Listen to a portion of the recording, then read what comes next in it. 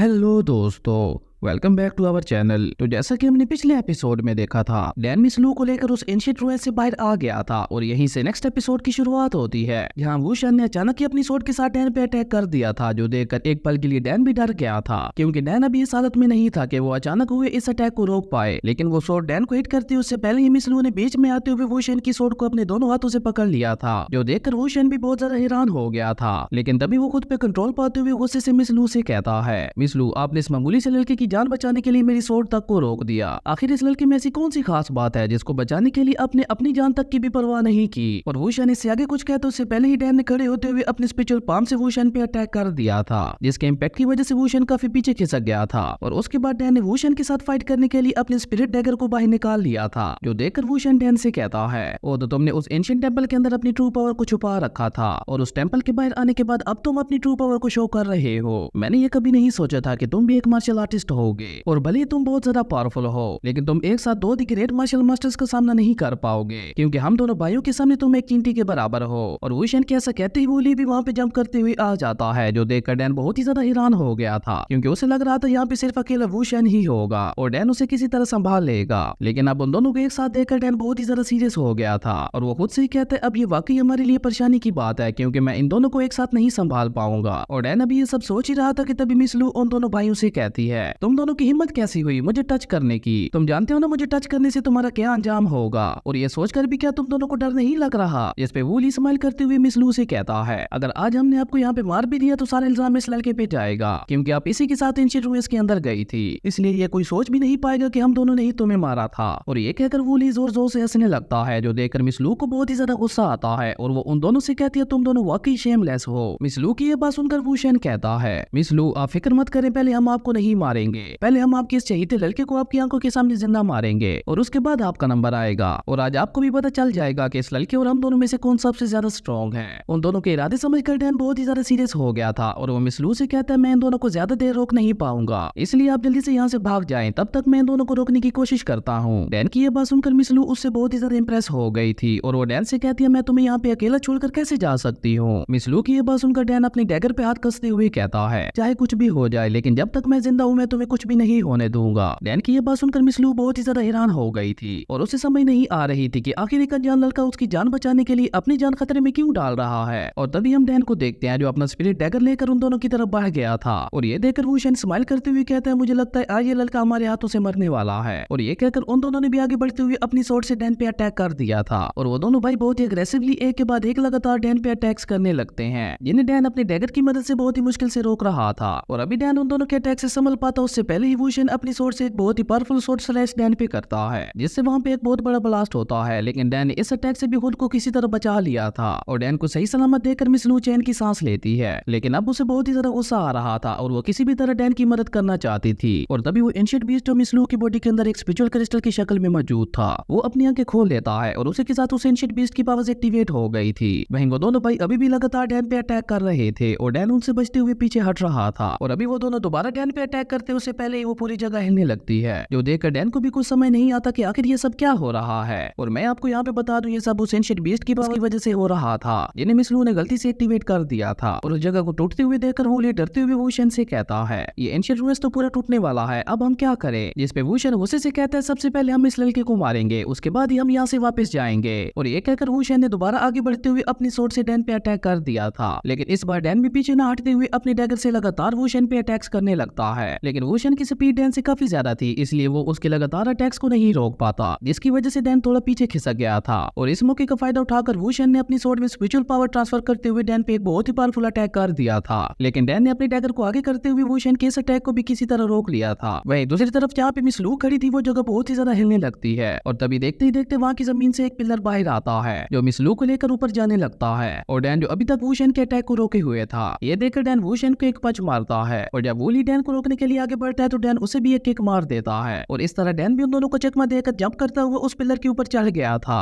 जो देखकर मिस लू भी अपने मन ही मन में बहुत ज्यादा खुश हो गई थी। और तभी वहाँ की पूरी जमीन फटने लगती है, जो देखकर वुशन अपने भाई से कहता है जल्दी से इस पिलर के ऊपर चढ़ो, और ये कहकर वो दोनों काफी तेजी से उस पिलर के ऊपर चढ़ने लगते हैं और डैन भी उन दोनों को ऊपर आते हुए देख रहा था। और तभी मिस लू डैन से कहती है मुझे माफ कर दो, मैं तुम्हें अपने साथ लिए बगैर यहाँ से अकेले जा रही थी, क्योंकि मुझे डर था कि मैं वहाँ पे कहीं मारी ही ना जाऊँ, और अगर मैं वहाँ पे मारी जाती तो तुम बिला वजह एक बहुत बड़ी मुसीबत में फंस जाते, क्योंकि तुम नहीं जानते कि मेरी रियल आइडेंटिटी क्या है। और मिस लू इससे आगे कुछ कहती है उससे पहले ही डैन मिस लू से कहता है आप डरो मत, मैं आपको कुछ भी नहीं होने दूंगा और मैं किसी भी हालत में आपको बचा के रहूंगा। और डैन अभी ये सब कह ही रहा था कि तभी वुशन और वूली ऊपर आते हुए डैन से कहते हैं पहले तुम खुद को तो बचा लो। और ये कहकर वो दोनों अपनी पावर्स को कंबाइन करते हुए एक स्वॉर्ड फॉर्मेशन बनाते हैं और उस फॉर्मेशन से एक बहुत बड़ी स्पिरिचुअल स्वॉर्ड बाहर निकलती है, जिसकी मदद से उन दोनों ने डैन पे अटैक कर दिया था। ये देखकर डैन भी काफी सारी वन गैदरिंग पिल्स को बाहर निकालता है और डैन ने अपनी स्पिरिचुअल पावर उन वन गैदरिंग पिल्स में ट्रांसफर करते हुए उनकी पावर्स को कंबाइन करके एक बहुत ही पावरफुल अटैक उस स्वॉर्ड पे कर दिया था। और डैन का ये अटैक इतना ज्यादा पावरफुल था कि वो स्पिरिचुअल स्वॉर्ड वहीं डिस्ट्रॉय हो गई थी, जो देखकर वुशन बहुत ही ज्यादा डर गया था। और जैसे ही डैन का अटैक उस स्वॉर्ड को डिस्ट्रॉय करते हुए उन दोनों भाइयों को जा लगता है, वो दोनों भाई भी दोबारा नीचे जा गिरते हैं। वहीं डैन के इस अटैक से बहुत ही ज्यादा पावरफुल फायर ऑरा निकलता है और मिस लू डैन के इस फायर ऑरा की चपेट में आती उससे पहले ही डैन मिस लू के सामने आके खड़ा हो गया था। और डैन को इस तरह से उसे प्रोटेक्ट करते हुए देखकर मिस लू के फेस पे एक बहुत ही प्यारी स्माइल आ गई थी। उसके बाद डैन उन दोनों भाइयों को नीचे गिरते हुए देखने लगता है और इसी के साथ उन दोनों भाइयों का चैप्टर भी यहीं खत्म हो गया था। वहीं मिस लू तो अभी भी बहुत ज्यादा प्यार से डैन को देख रही थी। उसके बाद सीन चेंज होता है जहाँ वो दोनों अब उस खाई से ऊपर आ गए थे और डैन मिस लू के राइट हैंड पे मसाज करते हुए उसे हील कर रहा था। और तभी मिस लू डैन से कहती है एंशिएंट टेंपल में तुम मेरे कपड़े उतार कर मेरा गलत फायदा उठाना चाहते थे, तुम ऐसा क्यों कर रहे थे, प्लीज ऐसा दोबारा कभी मत करना, तुम मुझे एक अच्छे लड़के लगते हो, फिर तुम्हें ये सब करने की क्या जरूरत पड़ गई। मिस लू की ये बात सुनकर डैन खड़े होते हुए कहता है नहीं नहीं, मैं ऐसा कुछ भी नहीं कर रहा था, मैं आपके कपड़े नहीं उतार रहा था, मैं तो बस आपको उठाने की कोशिश कर रहा था, आखिर आप मेरी इस बात का यकीन क्यों नहीं कर रहे। डैन की ये बात सुनकर मिस लू उससे कहती है अगर तुम इतना ज्यादा कह रहे हो तो मैं तुम्हारी बात मान लेती हूँ, लेकिन प्लीज तुम ये सच कभी किसी को भी मत बताना। मैं तुमसे ये नहीं कह रही कि तुम ये एडमिट करो कि तुमने कुछ गलत किया है, मैं बस तुम्हें इस मैटर की सीरियसनेस को समझा रही हूँ, क्योंकि तुम मेरी रियल आइडेंटिटी को नहीं जानते, इसलिए बेहतर यही है कि ये बात किसी को भी पता ना चले, क्योंकि अगर ये बात बाहर चली गई तो तुम जिंदा नहीं बचोगे और मैं तुम्हें कुछ होते हुए नहीं देख सकती। मिस लू की ये बात सुनकर डैन के फेस पे एक स्माइल आ गई थी और वो मिस लू से कहता है योर हाइनेस, आपकी डियाल रॉयल फैमिली इतनी भी ज्यादा खतरनाक नहीं है जितनी आप सोच रही हैं। डैन की ये बात सुनकर मिस लू बहुत ही ज्यादा हैरान हो गई थी और वो हैरान होती हुई डैन से कहती है तुम मेरी रियल आइडेंटिटी के बारे में कैसे जानते हो। पर मिस लू ये बात कहाँ जानती थी कि डैन तो उसके बारे में वो सब कुछ भी जानता है जो वो खुद भी नहीं जानती।